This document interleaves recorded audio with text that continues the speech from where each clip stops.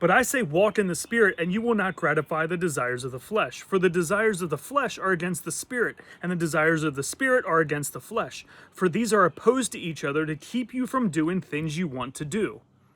Paul explains that the flesh and the Spirit oppose one another. The flesh has its sinful desires, and the Spirit has his desires of righteousness. And this creates an internal struggle for every believer. And it's a struggle because we're made aware of our sin, and we despise our sin because we know it grieves God. In my BC days, I couldn't care less about my sin because I loved it and I lived in it, and it brought me pleasure. But now it's a daily battle, and Paul explains that fight in Romans 7. He says, "For I know that nothing good dwells in me, that is, in my flesh. For I have the desires to do what is right, but not the ability to carry it out. For I do not do the good I want, but the evil that I do not want, I keep doing."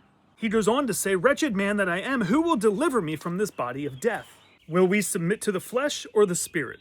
Submitting to the flesh pulls us towards sin and into disobedience.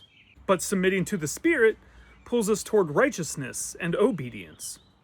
If you're struggling with this, good. That means the Spirit is living in you. And thank God for Christ, who gives us the power to overcome.